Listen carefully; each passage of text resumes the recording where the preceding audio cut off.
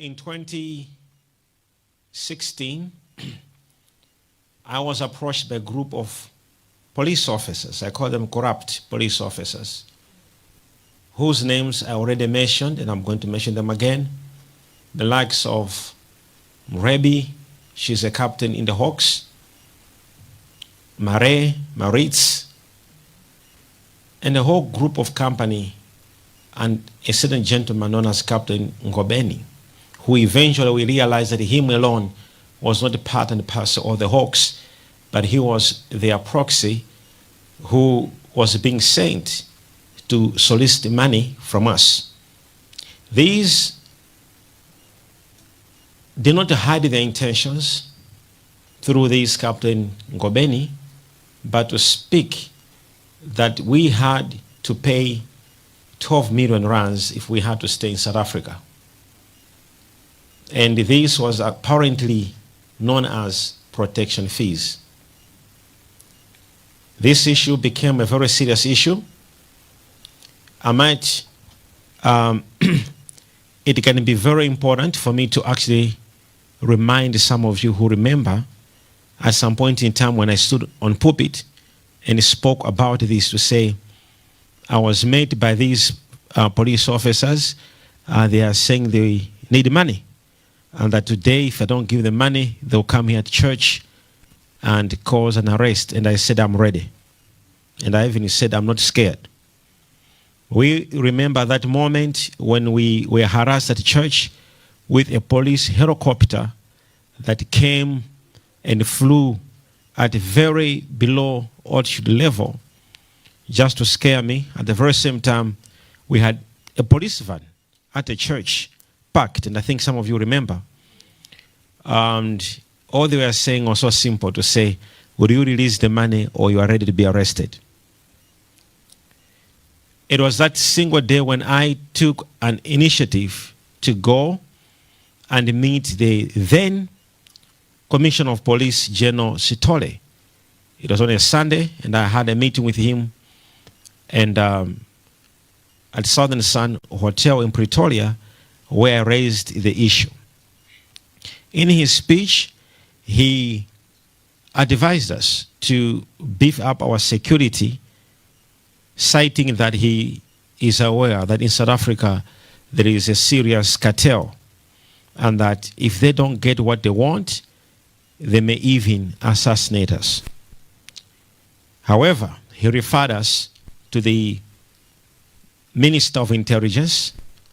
Then his name was, or is, Minister Bongo, who I did not hesitate, because it was becoming more personal to say, if you don't give us the money, we are going to do this.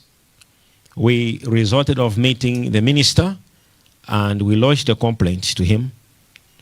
However, he called the Director of Intelligence, and if I may not be forgetting his name was called Fraser.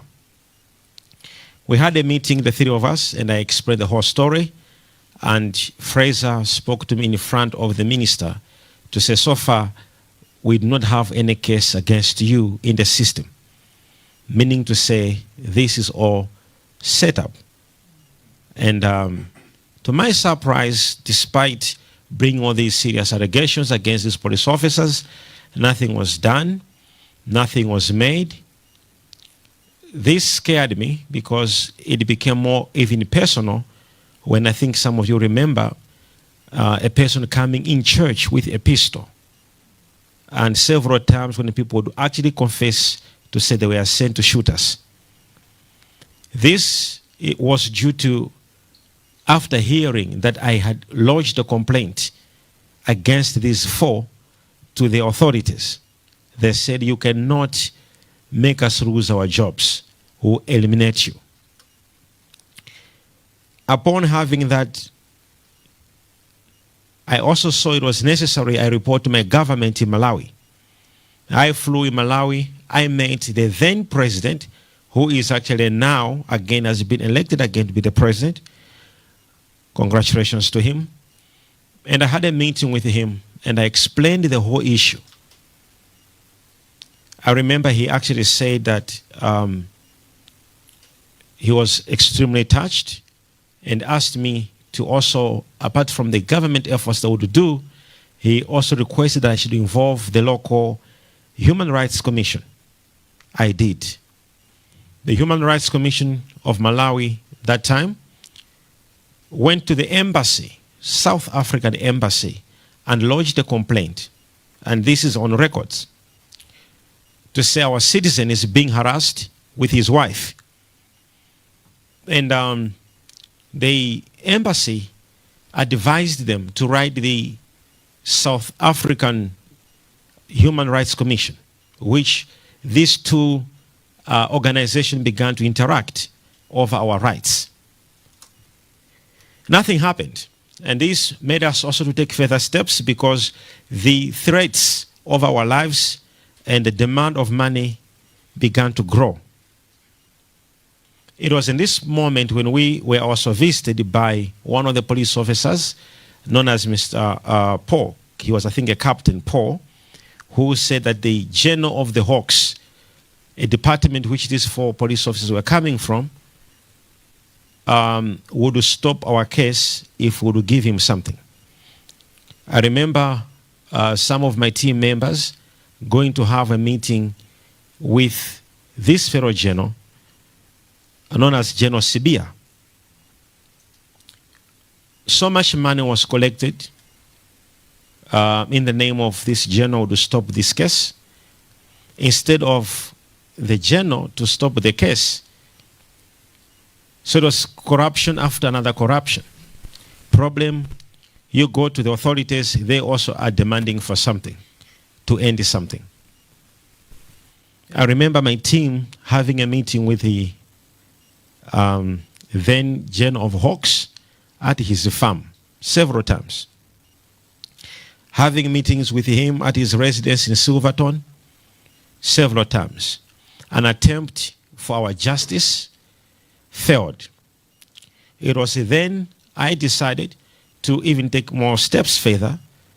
I went to have a meeting with the Inspector General. There's an office in South Africa known as the Inspector General. The good part, we have affidavits from each office I'm mentioning to you that we visited, that we went to. We took the affidavits because we knew tomorrow was coming. The director in this office, when we went there, they welcomed us, and it's the office that helped us. They simply referred us to a department known as IPID, Independent Police Department, that investigates corrupt cops. We went into this office of the IPID, where we opened a case against these police officers who were harassing us. So an official police case was opened with a case number. However, the IPID department assured us that they had applied for a warrant from what is known as the National Prosecution Authority, NPA, where they would get some funds, some money, and give the money to us so that we should tell these police officers that the money was ready and that when they are coming to collect the money, the IPD should arrest them. A mission was planned that the following day, this must be done. But unfortunately, the day where this mission was supposed to be done, we think someone from the NPA had tipped them to say, tomorrow there's an arrest being planned for you. Unfortunately, the day we were supposed to arrest them, they came early in the morning, the same 4 police officers, to arrest us instead, citing so many things, including the private jet, which we actually bought. I actually bought that private jet, and it was not even bought in my personal name, but it was in the company which was owned by myself and a shareholder, a South African.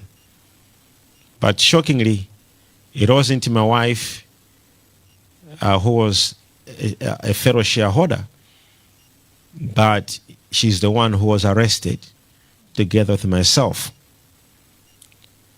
A case which stayed so many years. We went to court several times by the same people who were looking for the money. We went to court several times, and each time we went to the court, when the case is about to start, they would stand up and they say they are still looking for evidence. We are law-abiding citizens. We completely gave ourselves to the justice system of South Africa to say maybe there'll be justice. But the more we were waiting, the more our lives were seriously threatened. We're all aware what happened in our ministry, in our church, to our members across the world,